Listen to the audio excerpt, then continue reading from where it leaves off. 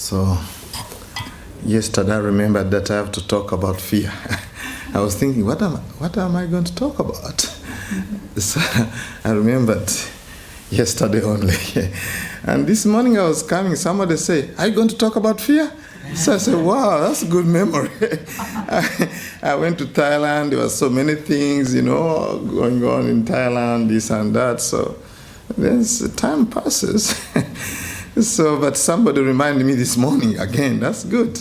So maybe you like this topic. Anyway, if you are planning to have fear or whether you have fear already, I think this talk is good for you. All right, the talk today is freedom from fear. Fear is false evidence appear real. I got that one from the internet. False evidence appear real. So F for false, E for evidence, A for appear, R for real. So in many ways, fear is like that. I don't know whether you have been afraid of a rope, thinking that it's a snake, but it's only a rope. You are afraid, and then you get a flashlight, and then it start to flash, and then it's just on a rope. So now, what is fear once you find out? So now, fear is very common in our life, and fear is in a way related to aversion, anger, to the present danger, right? So really, I'm going to talk about what's fear and the cause of fear and how to overcome it. So, fear really, according to the Buddha, in Dhammapada, he say like this: from craving arises fear, from passion, attachment, all this kind of thing, that's where fear arises. And he said that where there is no craving, where is fear?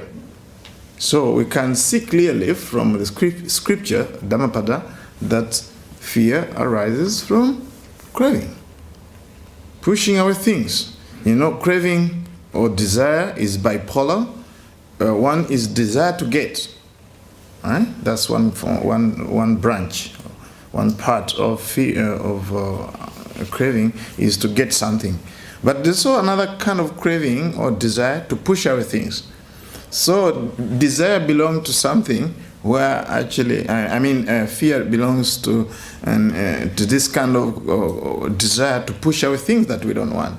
Whether it's desire for, let's say if you want to go for the interview and then you don't want to face the boss, then you want to push away that. I want to get a good boss. So for me as a Ugandan, when I used to travel with a Ugandan passport, always I look at the immigration who's a little bit friendly. I look at their face because I now have a problem. I look at all the line and say, should I go to the man? Should I go to the female? What should I do? Sometimes I'm stumped. I don't know where to go. Anyway, I have to go. But now I'm no longer having that fear. I have a US passport. I just go. It doesn't matter. Yeah, it seems to be this kind of passport. People like it very much. When I go to UK, they say, why did you take a long time to come to the UK? They ask me such a question. I go to Italy. Welcome. I go to Spain. But you traveling with a Uganda passport? Wow. What have you come to do here? How much money you have? All these questions creates a lot of fear, actually. A lot of fear. Now I have no fear about immigration, actually. No fear, like when I come to Australia, I just slide it into machine, and then you go through. No fear. I had a lot of fear of immigration, I'm telling you, because I've faced a lot of problem traveling around the world with the Ugandan passport. Right? So now, let us look at fears, just a few of them here. Okay, this kind of fear I got from the web that are very interesting, actually. Where should we start? There seem to be so many. All right. Let's start with my best fear that really is very common. Fear of mother-in-law.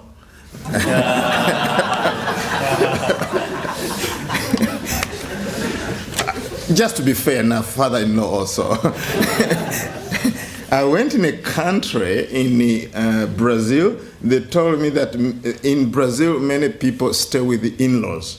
Brother-in-law, sister-in-law, mother-in-law, and all in one. I don't know how they manage to cope.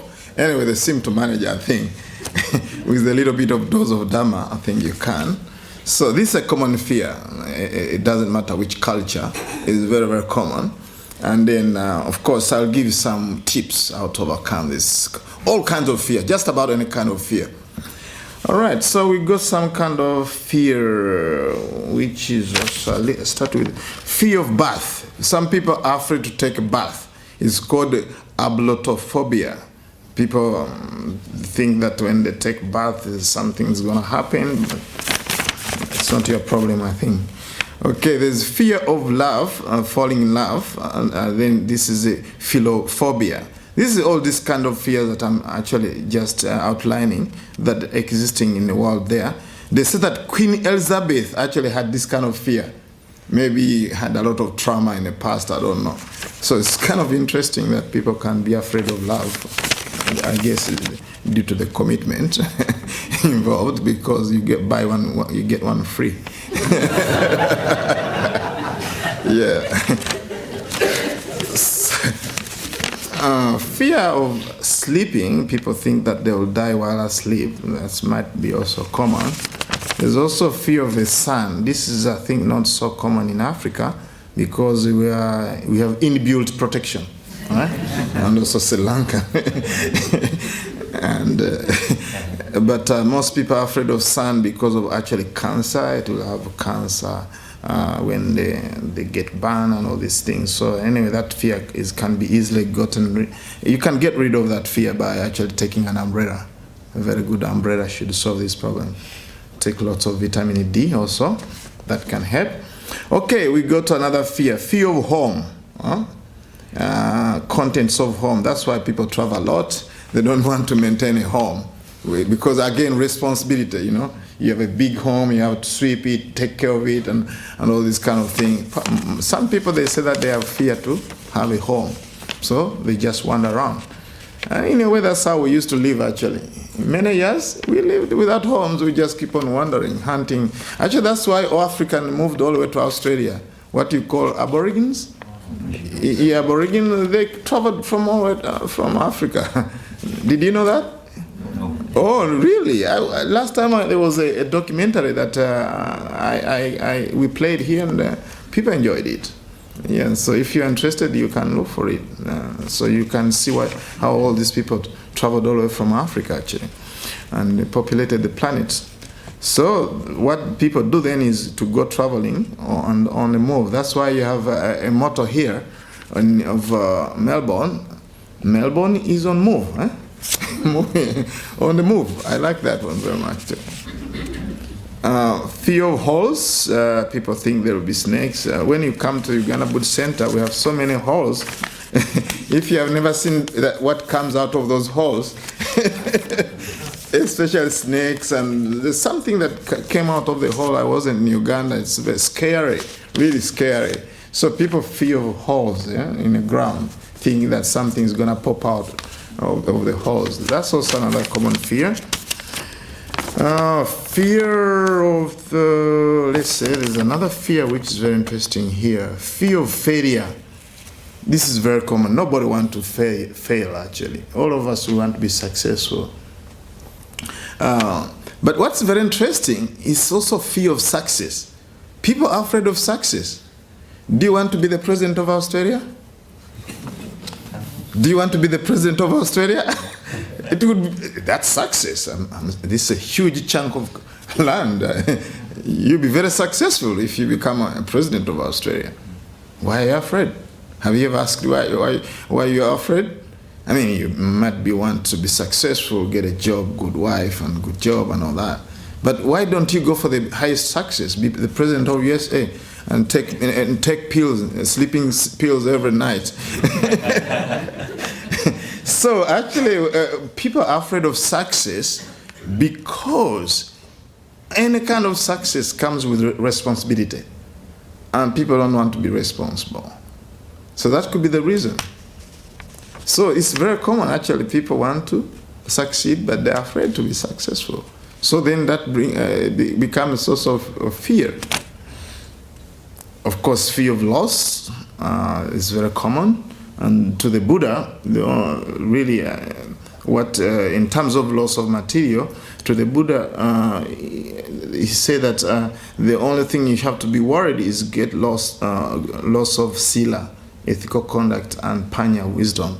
Because if you lose that, you won't go to heaven. So if you lose ethical conduct and wisdom, that's the biggest loss. But loss of goods, okay, you can always get other things. Did I tell you that I've lost so many Dhamma books? And for me, Dhamma books are very dear to me. But I've lost, again, so many. The good thing, I keep on getting more. That's a very good thing. But many Dhamma books I lost in India, in Brazil. I hope I don't lose the one in USA. So I love Dhamma books, but also sometimes I lose them. So there's a fear of loss. I don't want to lose my best Dhamma books. So there might be a fear of loss also. Fear of living. People are afraid to be alive, actually. Especially when you cannot make both ends meet. Then people are afraid how to earn a living, how to get a job, how to feed their family and all that. So this is very common. But not as common as fear of death. That's a big one. Are you afraid of death? What's death, by the way? How can we separate death from life? Is it possible? You say coin, you have a coin, and if it has both sides, one and the other one. So some people think that they can only face only one side of the coin and don't want the other side. Can you do that? And also, when you look at the waves and water are not separate. It's all same package. So when we are born, we came with a package. The package of death and life. That's one package. And in fact, when you look at death, it's happening all the time. That's what we call psychological death. It's happening all the time. As we are talking, death is happening. Did you know that? It's happening. New cells are being produced and old ones are dying. Do you believe that?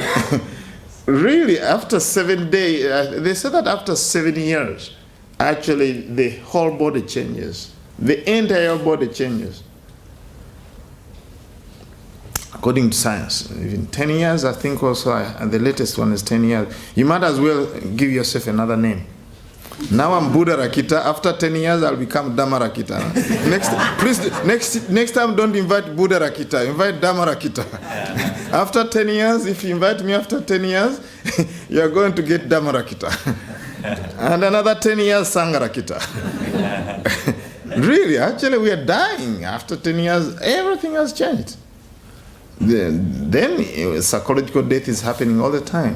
Of course, the conventional death that happens after maybe 100 years, after 80 years, that death also shouldn't be a problem because that kind of death is followed by life. If you believe in many lives, if you believe in rebirth, what we call rebecoming, actually, the word should be rebecoming, Panabhava. The rebirth is a confusing word. It's more Hindu, actually. Reincarnation and all that. The proper word to use is rebecoming. That's what it is in Pali, right? You keep on becoming, upgrading existence, right? You see, you have computers, you people. You have a software you need to upgrade. So every death is upgrading. Depends on, of course, what you do in this life. Some people can downgrade, but if you don't want, if you don't want to be afraid of death, think about that. I'm upgrading my software. Yeah, before Windows Visitor now is what? What's the latest one? What's the latest one? The IT friend. He's upgrading.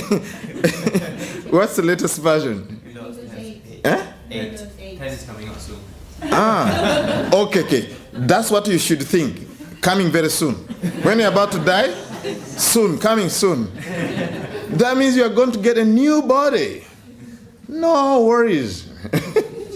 New nose, new hairstyle, blondie or whatever. It wouldn't be wonderful if Buddharakkhita gets blue eyes? Existence? Yeah, existence, no problem. I think this fear of death business is, I think, how you die, actually, is what people fear. But death itself takes a short time. For me, I've ever been very close to death, and I found out, actually, it's such a short time to die itself. Death itself is such a short time. But the process, I think, most people are afraid of it. Oh, I'll die and losing memory, and I'll spend 1 year sick and all that. I think this is what people are afraid of.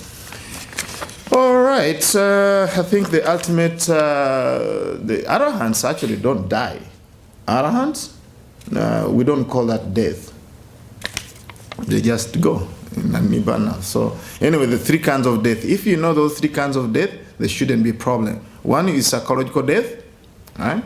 This is happening all the time. And now there's another thing which is conventional, which is actually the normal kind of death when you kaput. And then for the arahants, 3 kinds of death. So if you know in fact, meditation is very helpful. Because when you meditate, actually, every time you are seeing the process, feelings rises and passing away. Do you have the same feeling like you had last time? No. The perception change. Then mental formation change. Consciousness change. So I've told you the body, at least to our knowledge, 7 years, it changes completely. But what about feelings? I change all the time. That means they're dying. You don't have the same feeling that you had yesterday. Where is it? Today you eat very good food, and now another time you eat another food. Different feeling. Pleasant feeling, unpleasant feeling. Where is the unpleasant? It's passed away. Today we are going to have a wonderful meal, and then tomorrow, then we have another meal, and then feeling passes away. Emotions passes away. So we are dying all the time, my friend. There shouldn't be a problem to be afraid you shouldn't be afraid of death, but if you're afraid, you can use some of the methods we are going to discuss. I hope you have enough time. Another kind of fear of darkness. It's dark. But that belongs to fear of unknown, which is very common. Anything we don't know, we are afraid. Whether it's going to Uganda now, let's go to Uganda. I don't know. There's Ebola. There is. No, there's no Ebola in Uganda.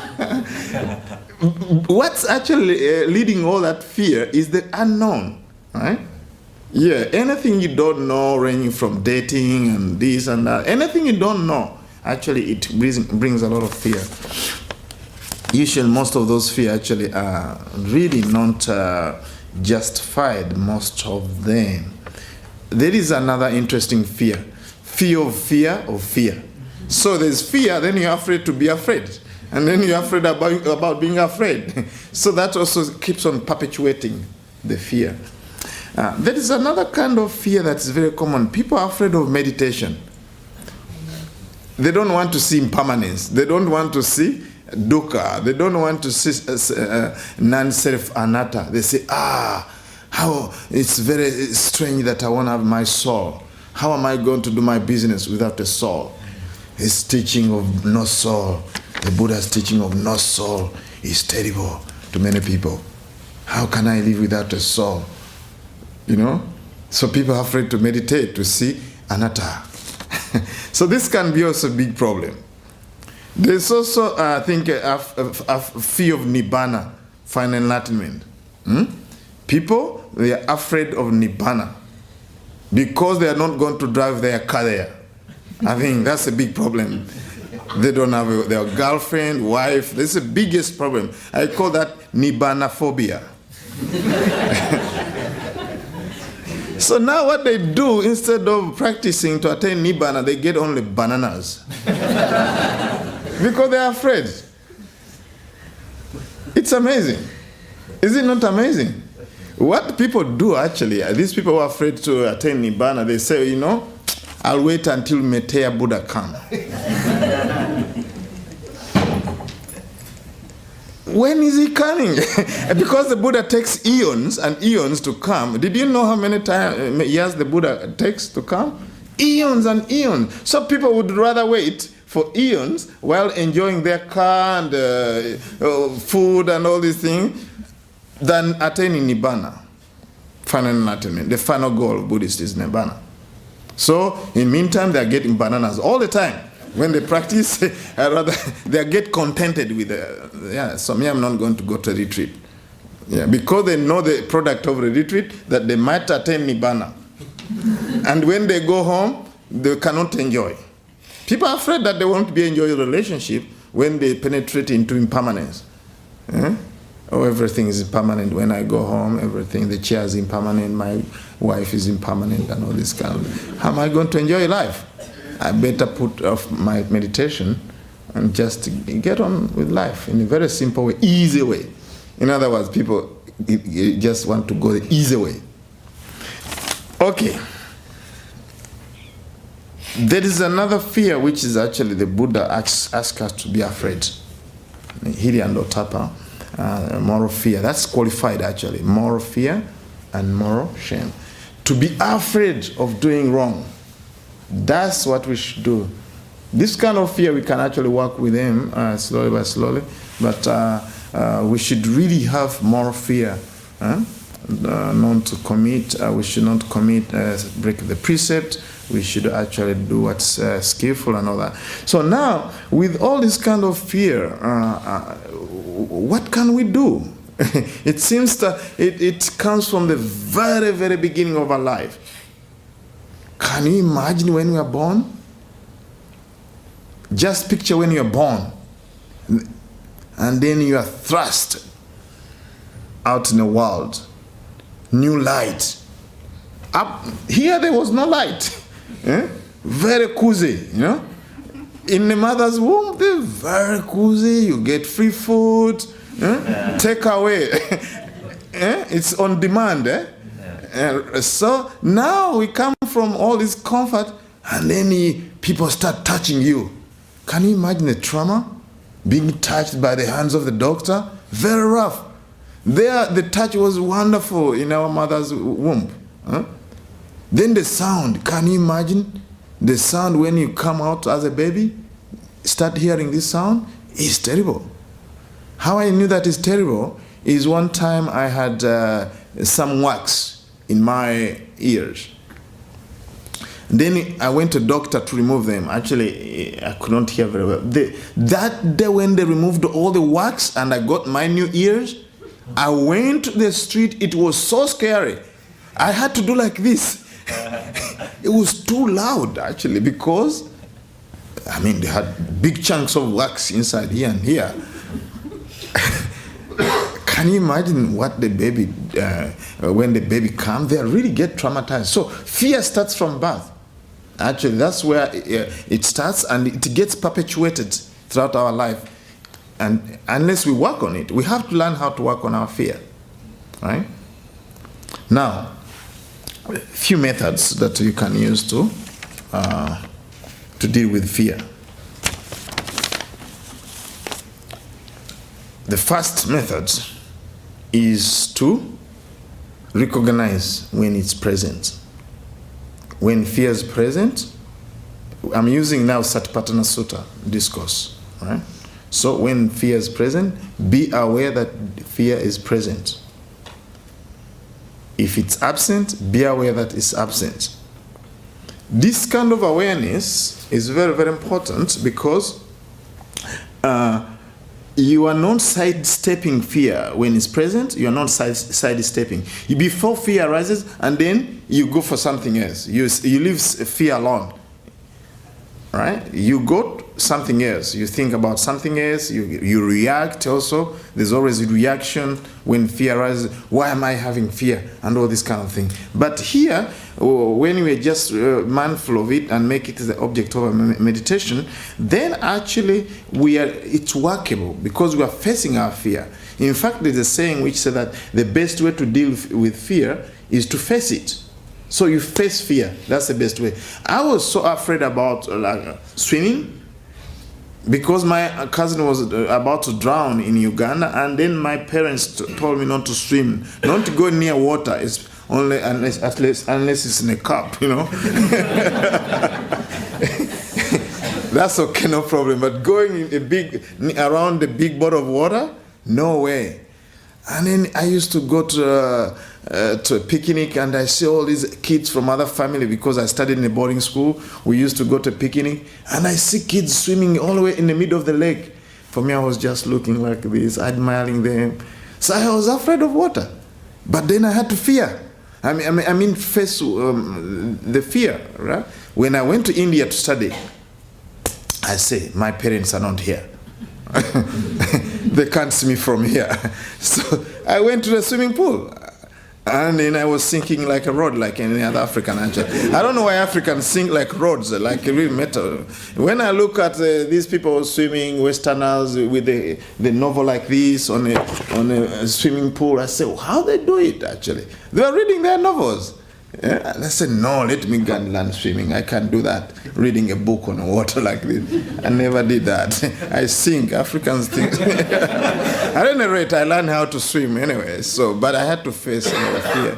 And that's how I became a scuba diving instructor. I became a scuba diving instructor in Thailand. Can you imagine somebody who was afraid of water and become the teacher of teachers, actually?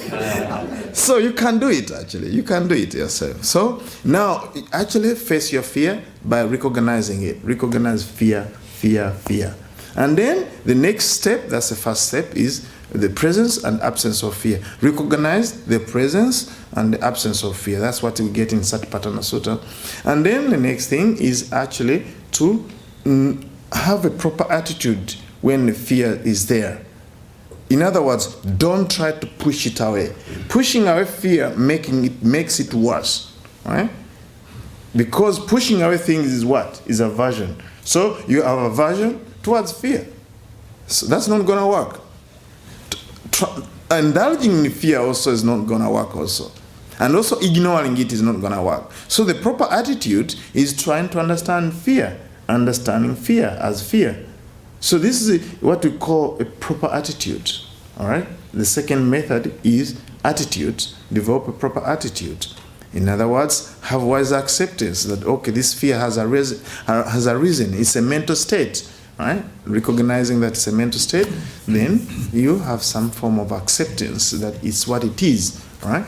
Then the next step which you want to take is, again from Satipatthana Sutta, is to try to investigate.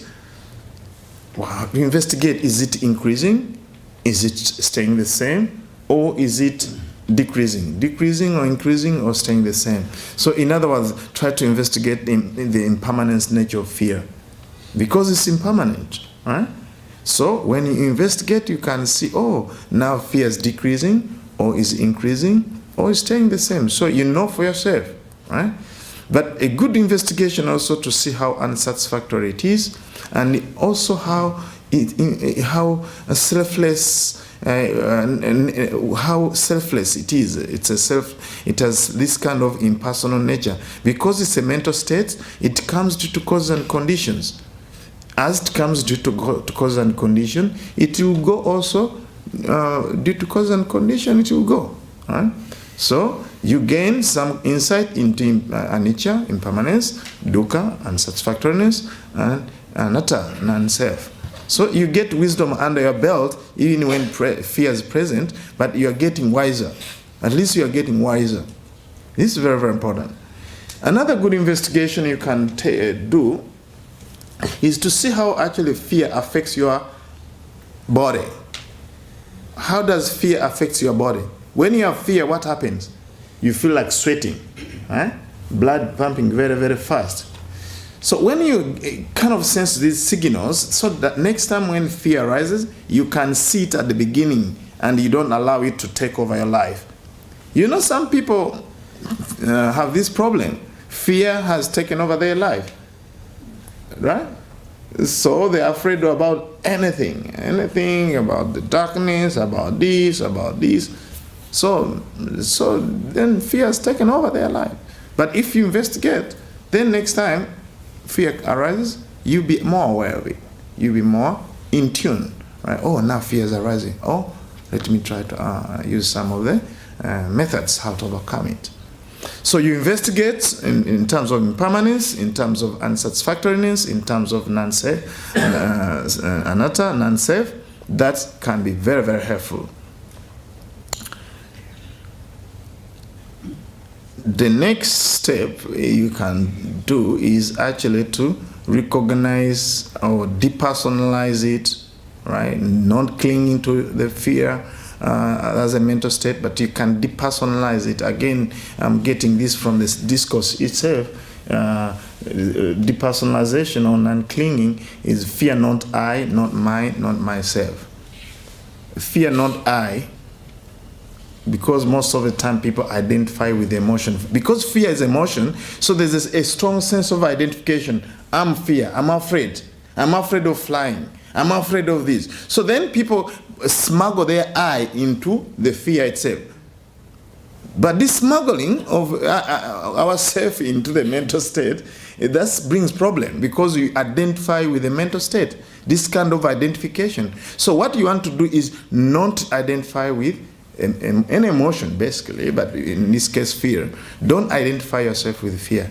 In other words, fear is not mine. Fear is not myself. Fear is not I. There's a meditation center called IMS in USA. So you want to remember that IMS. Fear is not I. Fear is not mine. Fear is not self. It's just fear. It's a mental state. This is very, very important. So those methods will help you actually to see fear as a mental state other than try to own it. You don't own fear, do you? Do you own your anger? No, we don't own actually this mental state. But what's very interesting, as emotion themselves, they really actually cover a big chunk of our emotion life. So then it's very easy to identify ourselves with them. And I can understand it because since our evolution, we are afraid. We used to stay, as yesterday I told you, we used to stay in a forest with our lovely friends, lions and elephant and anaconda. Those were our buddies, actually, forest buddies. So we actually always afraid of them. So now there's no problem, still we're afraid. Fear is such a common thing in our life. Maybe you not notice it, but it's actually so common. Yeah? You'll be surprised how many things we're afraid of in life. So the key is not to identify yourself with this kind of emotion, mental state. Now, talking about fear. Most of the time, actually, we are fabricating fear. We are the one actually responsible for it. Most of the time. There is a very good Zen story about a man who painted tigers. He painted the tigers from day 1, 2, 3 until he perfected the tiger. Perfect piece of art. And one day he went out and came back. It's a little bit dark, and looked at the painting. And then he found out a real tiger. And then he ran away. He ran away too fast, away from a tiger. Are you painting tigers in your life? Stop painting tigers. Can you imagine when you go to paint, you get a canvas and then you get a pen and you start drawing one by one. Not so perfect. You make it perfect. Make it perfect. Now it's perfect. You're afraid. Actually, this happened to me actually. At Bhavana Society in West Virginia, we live in the forest, in Kutis. Sometimes we're visited by bears. I've seen one bear actually. Actually, during my start Bhavana Society in West Virginia, I was lucky enough to see the bear. Every time they used to tell me, oh, you can see bear at Bhavana. I said, no, this is a mambo jumbo. There's one nun who said, yes, I saw a deer. I said, no. This is impossible. Now they had to build a power line, big power line, and they cut down the trees. One time I went to meditate. We have like at Bhavana Society, we have a week or off and sometime day off. In a week, one day off, we meditate in our kuti. I was meditating in a kuti. And then I decided to walk out of my kuti and wander around. And then all of a sudden, I see a big dog, black one, a lot of fair hair. I said, wow, this is a big dog. It came very close like this. But the way it was throwing the legs like this, I said, maybe not a dog. This was my first time to see. You know what? I practiced metta and I ran away. That was my metta practice. And then it also ran away. Both of us, we ran away. And then I said, no, you're a monk, you should practice some compassion. And then I start following it naively, rather naively. Following it, saying, oh, may you be well up and peaceful. May you be well up and peaceful. And just kept on going. So this is interesting. Now, one time, I continued to meditate another day, and because of the door kept on banging, I kept a chair. In the morning, I had a day to meditate the whole day. What I did is to go in front of the kuti, and there's a door. I put a chair like this so that it is not banged by wind, because sometimes it can be windy. So I put the chair in the morning there. Meditate. So in evening, when you've been meditating for one day like that, we tend to go to the main house to get like water, hot water in a flask. So now I was about to leave my kuti at around 7:30 because it's getting dark. I said, no, I better shut this door.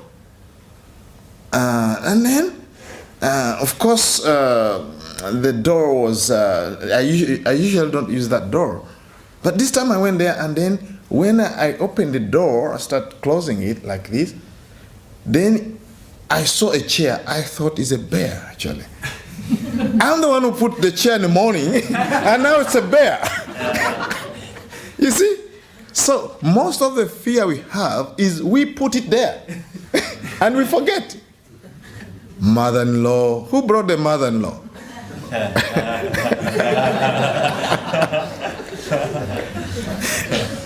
You better study them.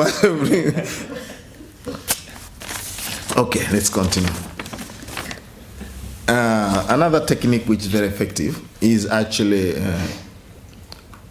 we can borrow from, we can get from Vitakasantana Sutta. Vitakasantana Sutta is in Majjhima Nikaya, the discourse on how to deal with the destructive thoughts. Fear the thought also. So, how to deal with such thoughts? Vitakasantana Sutta, the first method is the replacement. Replacement with the opposite. What's the opposite of fear? Is courage, isn't it? So, replace, whenever there's fear, replace it with courage. Interesting. The Buddha taught monks and then told them to meditate for 3 months in a place which was really haunted by ghosts. According to the commentary, the monks went there to meditate for 3 months, and they could not meditate. They were so afraid. There was a lot of sound and ghosts making all this noise and these nasty smells and all that. The monks were afraid. We can't meditate there. They went to the Buddha, please don't send us. Buddha Hamdru, please don't send us there. Terrible. We'll stay around here. We're not going back to that place. The Buddha said, no problem. No problem. Now learn metta, loving kindness.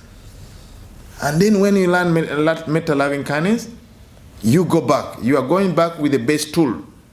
The base tool is metta.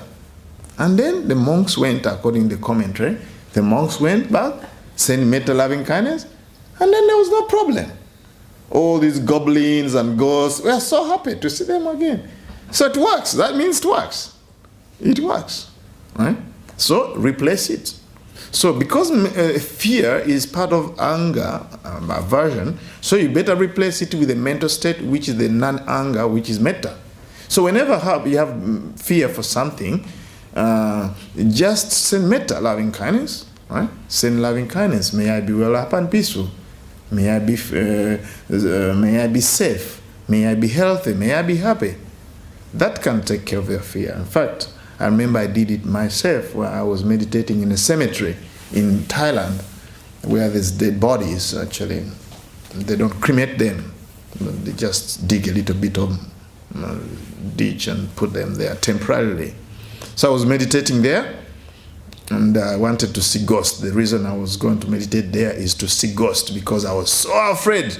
In Africa, all Africans are afraid of ghosts. But the problem, nobody has ever seen the ghost.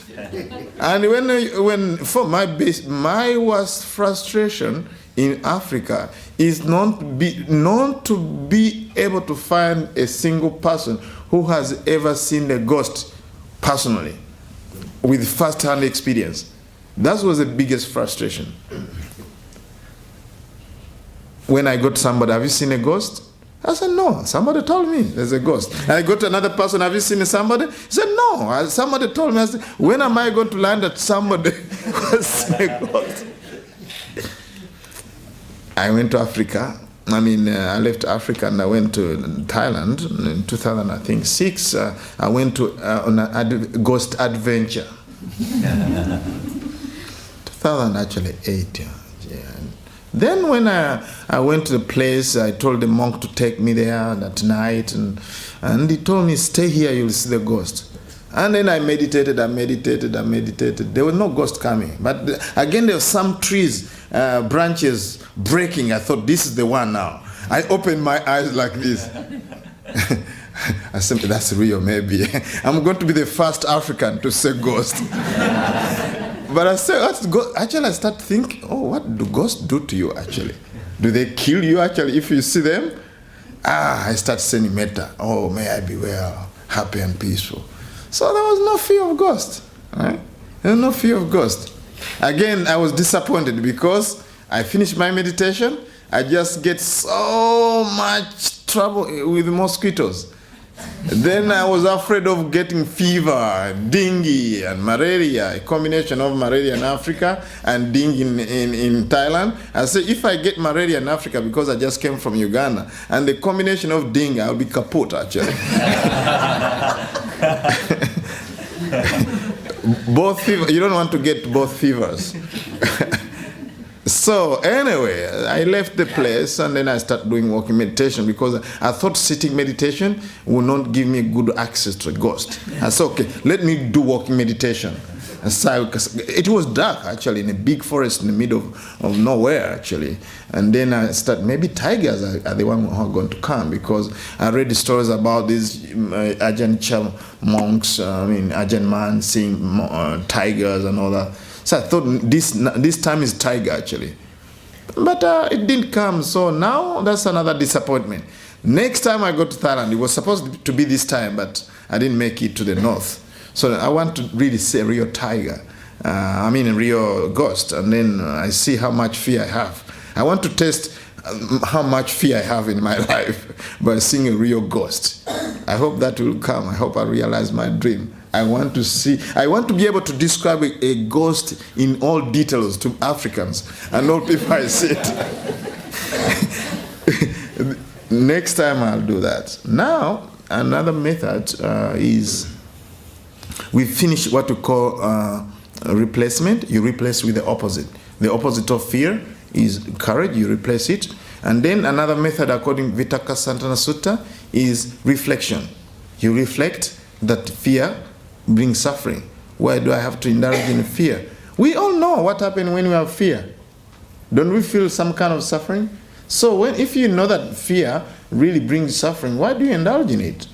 Try to actually let go, right? Try to practice metta, loving kindness. Try to practice other teachings that helps you to overcome it, like I've mentioned. Third, according to Vitakasana Sutta, the third method is redirection. Redirect your mind. Redirect your mind from fear then to something which is more neutral.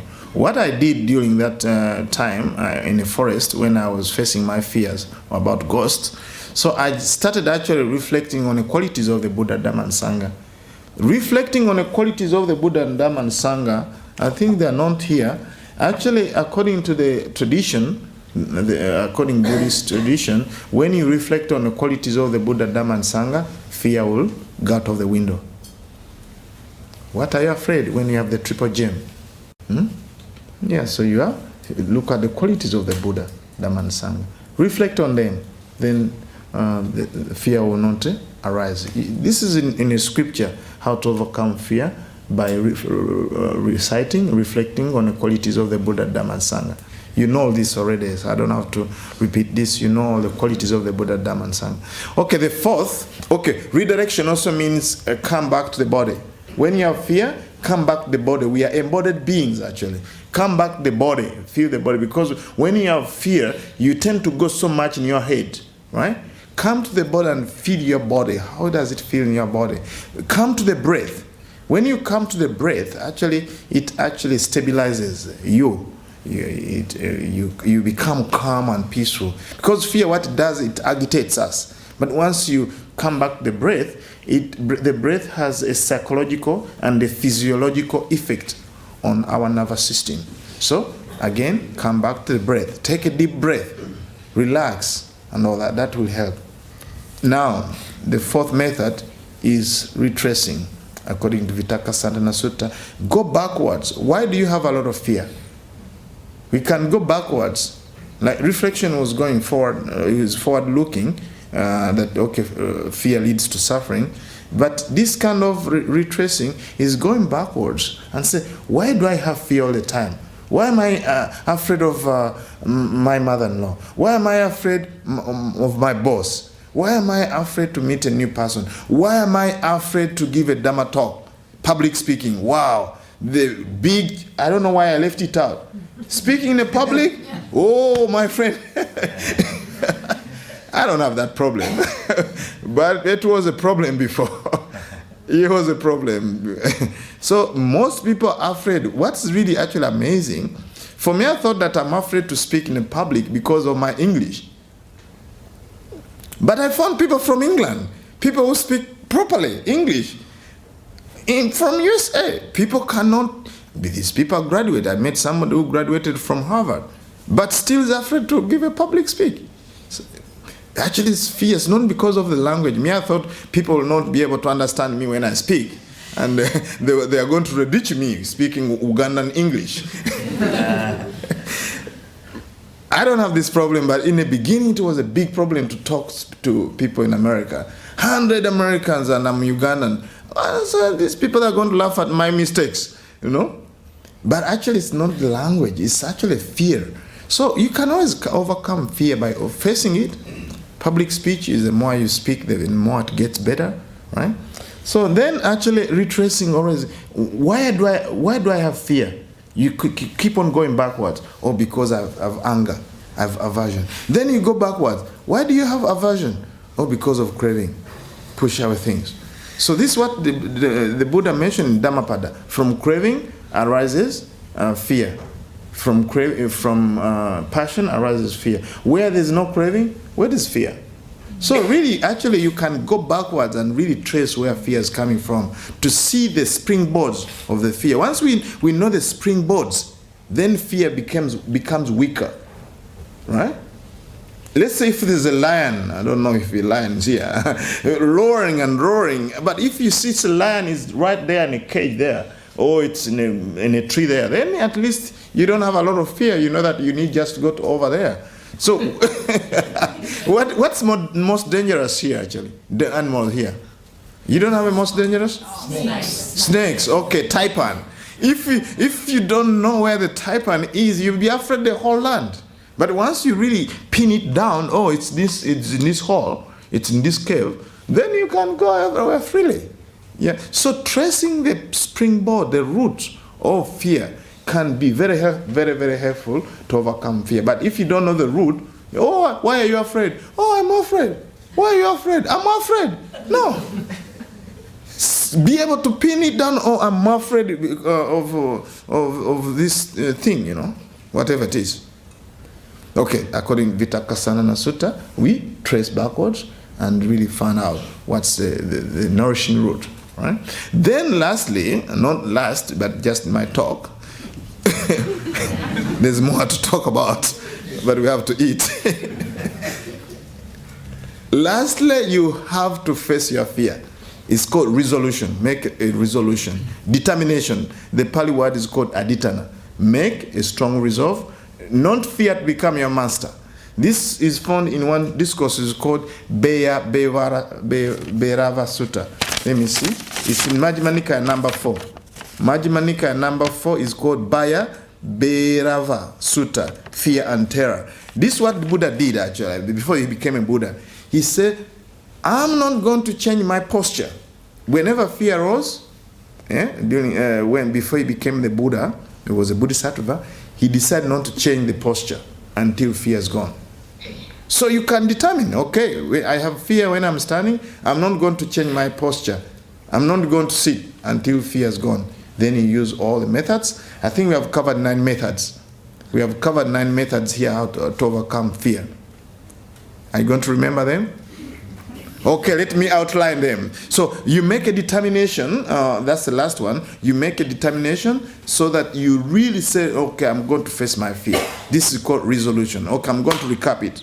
Right? The first one was recognition of fear, its presence and its absence. The second method was attitude. Develop a proper attitude of accepting fear as a mental state. That's more of acceptance. But I would like to say attitude. Develop a good attitude, a proper attitude when fear arises. Not to push it away. This is the attitude. Not to push it away, not to indulge in it, not to ignore it. That's the second method. The second method, the third method was investigating what fear is in your body, in your mind. How does it affect your body? How does it affect your mind? In terms of impermanence, in terms of unsatisfactoriness, in terms of non-self. And then the fourth method is depersonalization. Don't make fear as a property. Don't have copyrights of fear. It's not your fear. I know it's coming from your head, but you don't possess it. Right? See it as a mental state, any other arising mental state. Right? So, it's just arising. It's a mental state. So, depersonalize it. Not I, not mine, not myself. That's what the fourth. And then the fifth one was replacement. Replacement with the opposite. All right? With fear, you replace it with courage. And then the